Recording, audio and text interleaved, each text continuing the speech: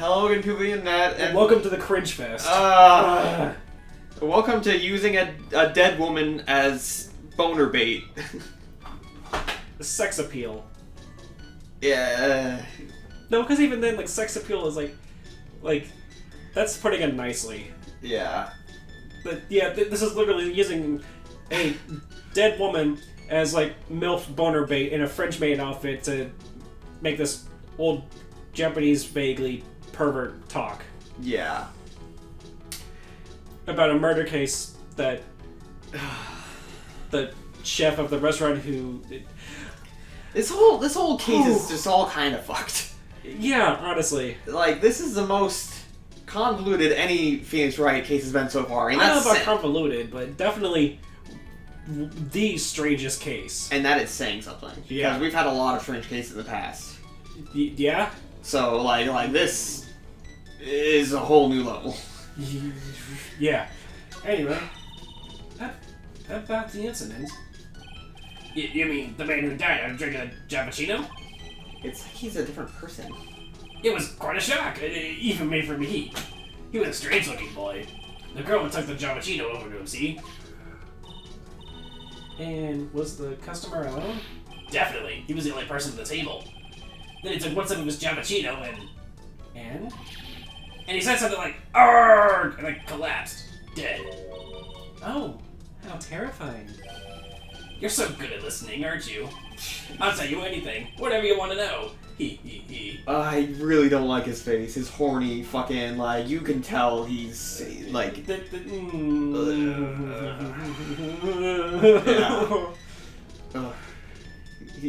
Yeah. Yeah. It looks like his security didn't see this other man either. Do you like the food at Tribulations? Well, of course. I'm really quite a sophisticated man. I was a young businessman once, you know. Set up a casino in London. Really? How interesting. Eating the food at that restaurant really takes me back to my days in France. Wait, what? What a lovely story. So he's a Japanese guy, he went to France and then went to America? He's a Japanese guy that, when he was younger, went to London, opened up a casino. I don't know what happened to it, and then went to France at some point and saw the maid cafes and whatnot there, I guess, which I guess they don't have in Japan in this timeline for some reason. Or he just didn't have one available to him when he was back in Japan. Then he moved to America, and now he regularly visits this particular restaurant because it reminds him of his time in France. That's pretty convoluted. I'm assuming I pieced that together correctly. This man has lived a life, I guess. I guess. London's in England, not France. Oh, yes, France is wonderful. I'd love to show you around the city sometime. It's too much, I can't take it. I want France. Fucking hell, man. Ha ha ha. I can't believe Mia's laughing at this guy. I think he just ejaculated in his pants. Like he was like, I can't take it. I need France. You know, I'm pretty sure. I need. Yeah. France. Yeah. I'm pretty sure he just came. I don't want to think about that. I don't know. You visit Tribulations a lot, don't you? Of course. I mean, yes. I'd like to come and see you there. Really? Oh, you flatter me so. The owner would be delighted to welcome you, I'm sure. Be careful of that chef, my dear. The chef? You mean Mr. Armstrong? That's right. That man's an ex-con. He's an ex-con? Oh. Oh. Whatever did Mr. Armstrong do? Oh, no. Those eyes. I can't take this. Mia's really got this guy eating out of her hand. He steals things. From his customers. From his customers? Gloves, handkerchiefs, little things mainly. Like my Magatama? He's a pilferer, so you be careful around him, my dear. Are you sure about this? Of course. He was arrested for it once. I was there when it happened, having my Giappuccino. Oh, sorry. He really is a regular. Let me write you a little haiku about it. A haiku? A Japanese poem. It'll explain all you need to know about that chef. Convicted before a wicked man or woman, repeat offender, Victor Kudo. You know, they keep going with this whole man or woman thing. I guess I really thought, you know, because of when it came out, that they wouldn't do that because it wasn't as accepted at the time. But maybe they did. I don't know, because they're really. Well, they're now it's really kind of make me pushing for wonder it. if they're like doing it as a thing, like specifically to like vilify that sort of community. Oh fuck. Because I mean, you know, in the media, they almost every like queer-coded like character has always been like a villain. Damn it, you're right. That's upsetting. Anyway, so it's like I suspected from the beginning. The chef is the one that actually poisoned him, maybe, or it might have been the other the other Phoenix or whatever. Yeah. Here's what I'm thinking, right? Because every single time, because like even that guy who was all like, you know, as soon as we asked him if there was anyone else there, he instantly snapped out of it. He was like, nope, no one was there, you know? What I'm thinking is that guy probably intimidated everyone into saying that he was never there or something, you know? Alright. That's my running theory, at least. Like, so when asked, they're like, no one was there, because they don't want to get in trouble with that guy. Right. Huh. Okay then. If he takes anything again, you let me know. If it's not too expensive, I'll buy you a replacement. Poor guy. He couldn't do enough for Mia. Okay, Phoenix. That's about as much as I can do to help. Thanks, Mia. You really sold yourself as an object to help me out there. I mean, It just feels wrong. like literally using a dead woman as an e-girl. Yeah. Like, and nothing against e-girls, you know, or sex work in general. Like, that's what they do. That's what I'm assuming to some extent they enjoy because it brings them nice money. And you know what? And like, you know, if they're doing it for themselves, you know. But it just feels like because we need info out of this guy, we're using Mia basically. Right, and it's just this is wrong on so many levels. Yeah. We got some really important information thanks to you. Honestly, I can't believe Maya called me for something like this. Yeah, I can't either.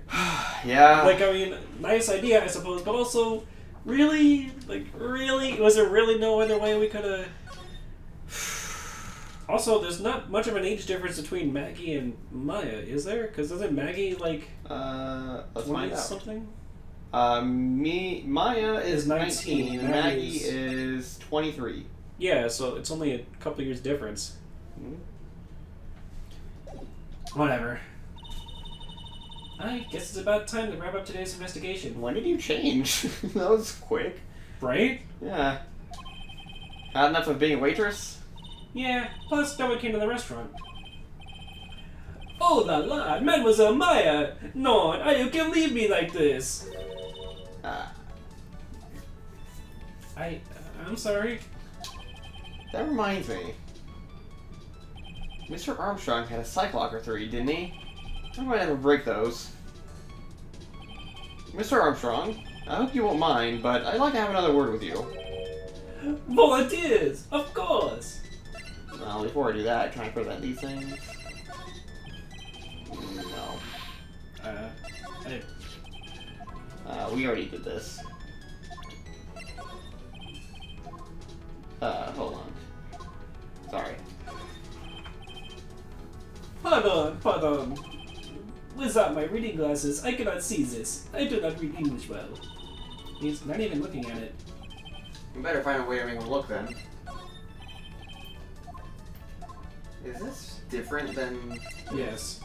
About this. Felicitations, my...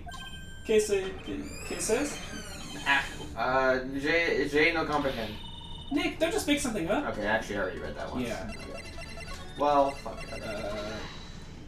Oh boy. What does this act like even over again? I don't... Maggie's motive. Oh. Jeez, that face. This is a That looks quivering more voice. like a regular face, though. Yeah. Also, he's ripping these petals out, and at an alarming rate, but... Holy shit! but No wonder he's gonna endlessly replenishing, like, flour. Yeah. No wonder that must have fucking cost $500,000. Right. What is happening? I do not like this horrible feeling. I have to know the truth. What happened that day? Allure. I will confess everything. Just don't hurt me. Huh? Well, that was a new world record. It was a lottery ticket. A lottery ticket? That man who died here had a lottery ticket. For $500,000! $500,000? Oui. But after the incident, this ticket, it disappeared. The ticket disappeared? This was la prosecution gave for Maggie. They said that she poisoned him and bought a $500,000 lottery ticket. I mean, I guess that makes sense as a motivation, but it makes more sense for you because you are in debt for $500,000. And also, you have a habit of pilfering small things from customers. So not only do you have a habit of pilfering things, but you also happen to be exactly $500,000 in debt, and the lottery ticket was for conveniently $500,000. Right. Like, you know. You've been known to pilfer things from small things from people. A lottery ticket's a relatively small object. You're in debt for $500,000, and the bottle that probably will come back having trace amounts of poison having been in it and whatnot Was in your kitchen. Was in your kitchen, where you served a coffee to a man where he died. Yeah. My lord. You've been trying to hide this information about the lottery ticket from me, and I want to know the reason why. No, monsieur, you doubt me, but I've confessed to everything I know. Mr. Armstrong, the $500,000 lottery ticket, I think I know who took it. I think the winning ticket was stolen by this person. You. Mr. Armstrong, I believe there's a very high probability that it was you. Ah! Wow, that is one piercing scream, even for a man like him. Oh, I guess It's fine, don't do it. By Pokemon! Why? You have no evidence. I am not Mask the Mask. I am not the Oh, that's me. Oh, sorry. I am not Master Mask, and I'm not the kind of person who steals the property of others. Sorry to disappoint you, Mr. Armstrong, but I have evidence to the contrary. I present to you proof that you have stolen from others in the past. That guy wrote a poem about it. Yeah. What is this? A poem? Oh, monsieur, you know me so well. I adore poems. Please read it, and put some feeling into it. Convicted before, a wicked man, or woman, repeat offender. I'm sorry to have to bring it up, Mr. Armstrong, but you have been arrested for stealing from your customers before, haven't you? Mon Dieu! The mensonge! You are a liar! You deny it? Do not make false accusations, s'il vous plaît. So, do you have any proof? I want to see the incontestable proof that I have ever stolen from one of my customers, the Magatama that we found in your kitchen. It seems old habits die hard, Mr. Armstrong. Oh, what is that? This is my Magatama, and I found it in your kitchen. No! Wow, that scream just about broke some windows. I guess it's... I would prefer if you didn't do piercing screams. I don't even know how I can do that with the no. I just don't. No!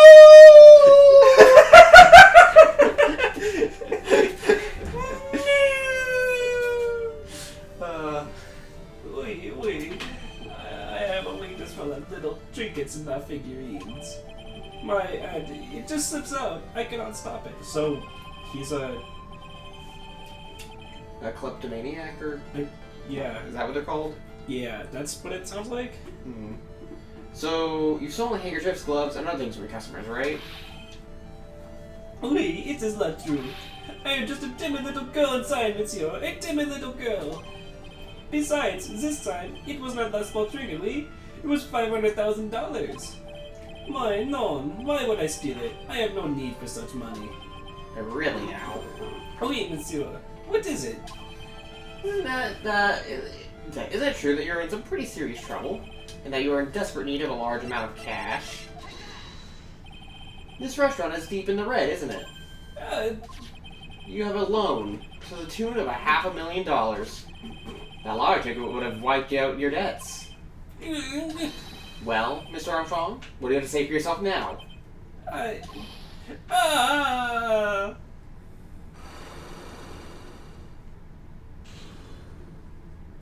Yeah, we figured.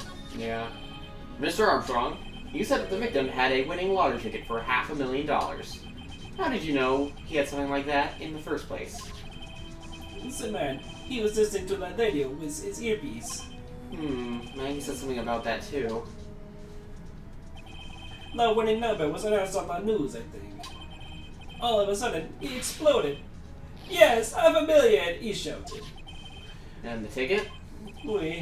He had all his tickets spread out on my table. I was so desperately in need of money, so I... Put the poison in his coffee? No! Oh no, you naughty man.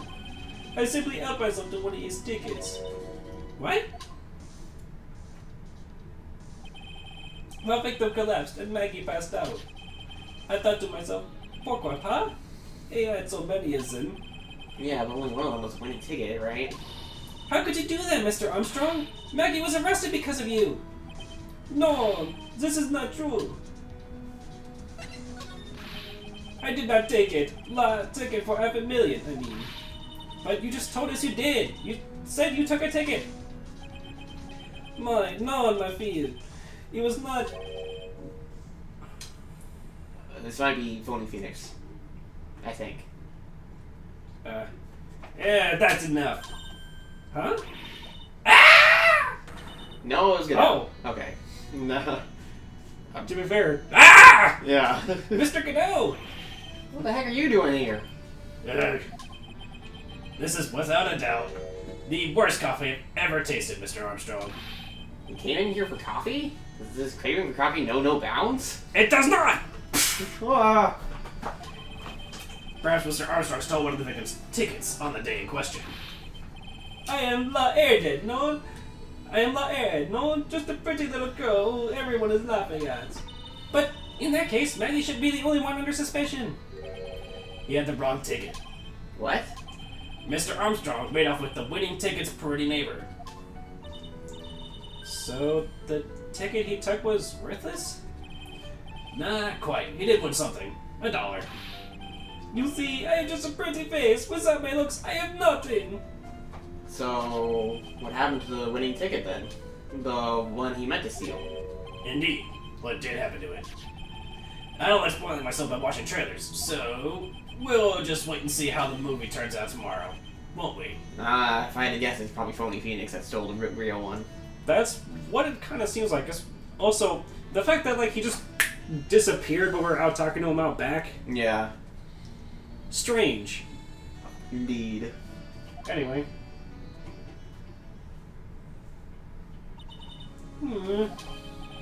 Voila, you two! Time to laugh at my pretty little Ed!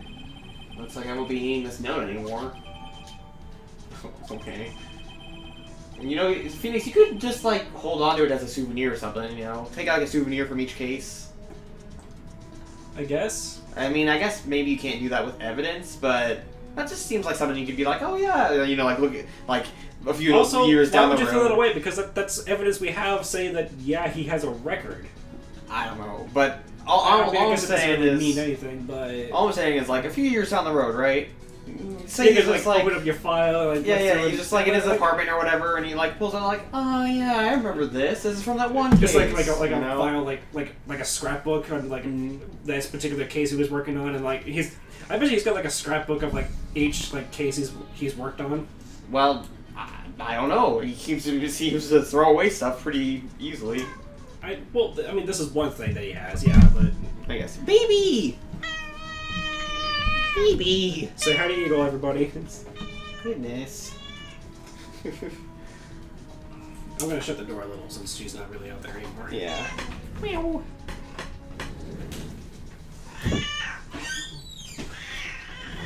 You're so noisy. Oh, and there she goes. Is she going back out again? Or is she just walking around? I think she's wandering around. Alright. Well, anyway. Did you already read that? That's you. Oh. Looks like we have a new mystery now. Namely, where did the winning ticket go?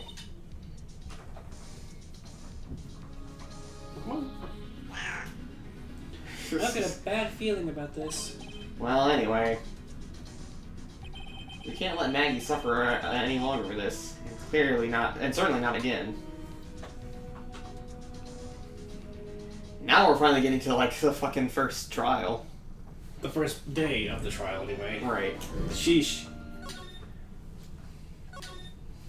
Just a little perv bucket, didn't you? Of course. She always is.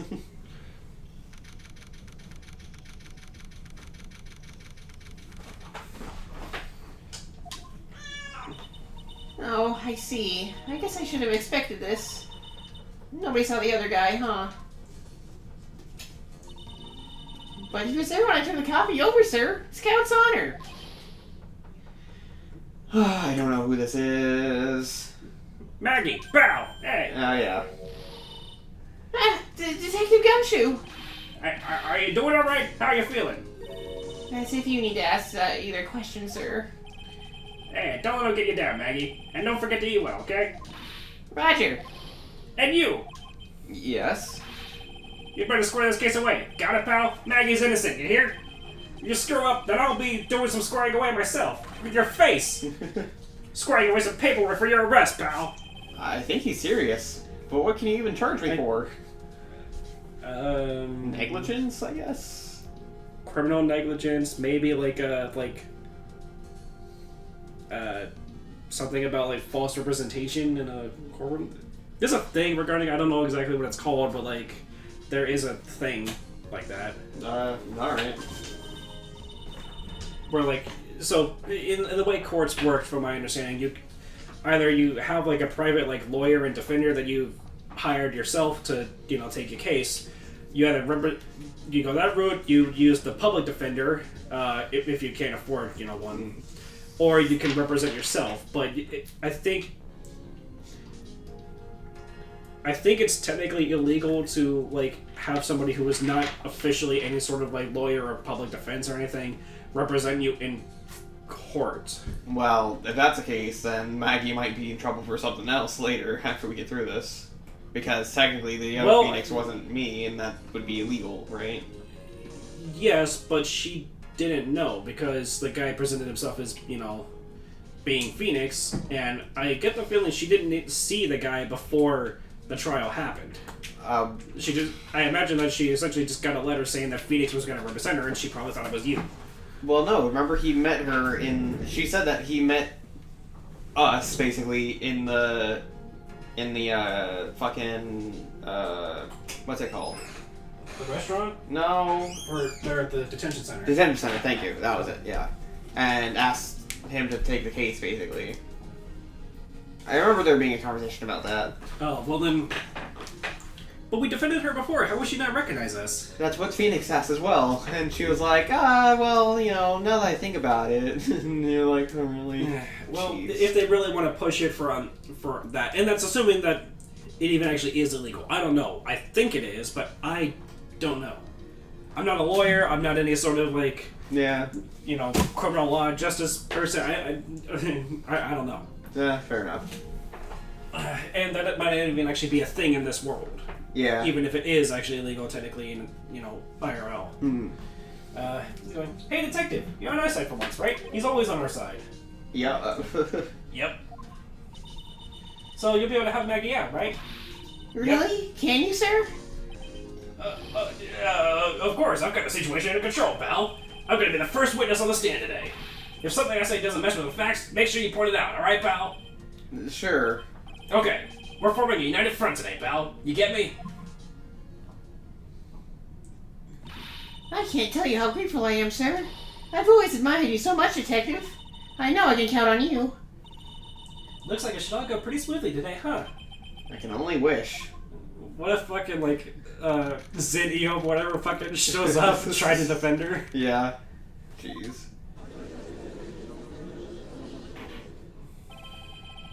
Court is now in session for the trial of Maggie Bird. The defense is ready, Your Honor.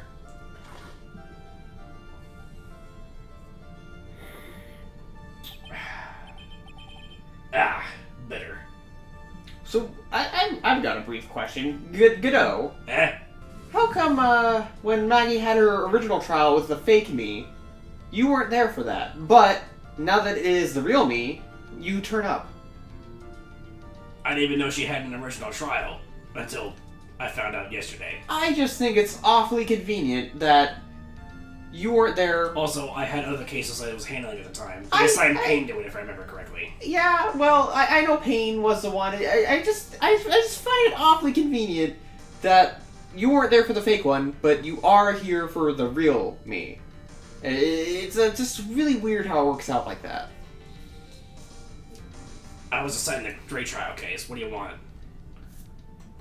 I don't know, man. It also, like, I heard that you were against pain yesterday and you got your ass whooped, so that wasn't me. It's not? No, it was some guy pretending to be me for some reason. Yeah, listen, I don't know either. Literally, it wasn't me. Okay, well, you're here now, aren't you? Yes, and that's exactly what I'm saying. Like, somehow, I keep getting paired with you. It's like you're following me or something. I promise you I'm not. You know, if you want to be friends that bad, you just have to... I even invited you over to watch some Steel Samurai, you know? Yeah, I told you, it's not really my thing. I mean, we could find something else. I suppose, but also I have other paperwork and stuff and other cases to work on, so... I'm not exactly free at the moment. And yet you have enough time to always be at my trials, somehow? It's part of my job. Yeah, but it's always specifically you. And it's only my real trials, too. What, you don't like me now? Huh? Is that what it is? I do. I find it a bit weird that you just happen to be here every single time. Okay, but why are you questioning me? You didn't question Franziska, you didn't question Edgeworth, you don't question Payne being your, like, tutorial case every time you come back every year. I know why it was Edgeworth, because he was, like, the top prosecutor, and those were, like, pretty big cases or whatever. Francesca, she was literally following me. She even admitted it because she wanted revenge or whatever. But you... It just seems that it's pretty weirdly coincidental. What can I say? It is. Okay. Is it a problem? I mean, I guess not. I'm just pointing things out that I'm noticing. Okay, Lana. Mr. Wright. Yes, Your Honor? What's wrong? Nothing. It's just, whenever I addressed you in the previous trial, your response was, "You was talking to me?" It was a little, well, intimidating. No, that wasn't me. That was the phony Phoenix. I see. So our trusty Phoenix Wright is back with us now, is he? Our trusty? So, Mr. Godot, your opening statement, please. Mr. Trey, whether you're a fake or the real deal, we will find out soon enough through this trial today. But I can already tell you, I'm the real Phoenix Wright. I wasn't questioning whether you are Phoenix Wright or not. I was questioning whether you had studied law or not. That's what I intend to find out. There's no denying it. Behind that mask is a man who really hates me for some reason or another. He doesn't hate you! He's literally just like... Because, Phoenix, listen. You even admit yourself that you have not touched a single one of those law books. In the 3 years since you've been there. Right. So, like, he's They've just been sitting on your shelf collecting dust the entire time. You haven't...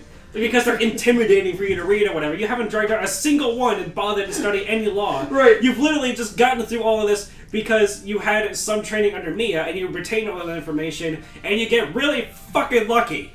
And, like, literally Godot is just saying, I don't know if you've really studied. And then you're just like, wow, he fucking hates me. Right? He's like, I don't know if you've actually studied, but I guess we'll find out. Anyway, that's our job. So Phoenix is just like so offended. He's like, right? I mean, yeah, it's true I haven't touched his law books, but I can't believe he would say something like that to me. He would accuse me, a lawyer, of not being a lawyer? Right. Jeez. He's so fucking dramatic. As everyone is aware, the court has already given its verdict on this case once. Therefore, I won't stand for irrelevant testimony during this retrial. Nor will I stand for a simple repetition of the evidence presented in the last trial. I'm not planning on repeating anything that phony me said, trust me. Now then, Mr. Godot, please summon your first witness. Why are you so sad? Let's start with the formalities, shall we? Name and occupation. Witness, state your name for the court. Huh? Oh, sorry, sir. The name's Police Department Detective. Occupation, Dick Gumshoe.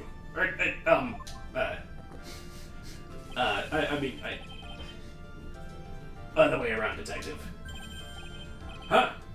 Oh, sorry. Anyway, I'm the officer in charge of this case since yesterday. Sir. Since yesterday? Yeah, the guy who was on the initial investigation's tied up with another case now. I hope Gumshoe's really got everything under control. For everyone's sake. I see. So, Detective Gumshoe, would you outline for the court the basic facts of the case? Yes, sir. Pal. Yes, sir. The victim's name was Glenn Elk. He was a professional programmer. He was on the payroll of Blue Screens Incorporated, a local company. This is the victim's autopsy report. The court accepts this as evidence. Died of potassium cyanide poisoning. Holy shit. Oof. Time of death was between 1:30 and 2:30 p.m. Here are the floor plans of the restaurant. Pal, sir, when the incident took place, the victim was sitting right here.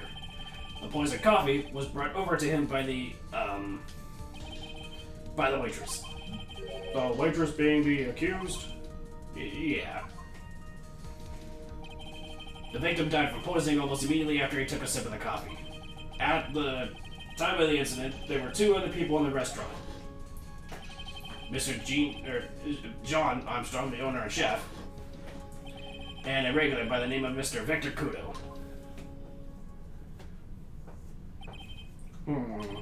It still seems to be a very straightforward case to me.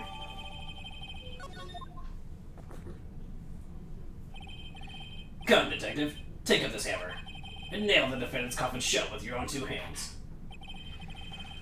Now then, Detective Goshu, let's have your testimony. Yes, pal, sir, pal.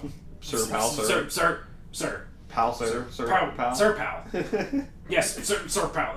Pal, sir. Sir, Your Honor. That's enough, detective. Thank you. I am in fact a sir and a pal. Yes. He just doesn't even say, he just thumbs up because he's just embarrassed. Yeah. All right. In the next episode, we'll do the testimony. All right. See you guys then. Bye.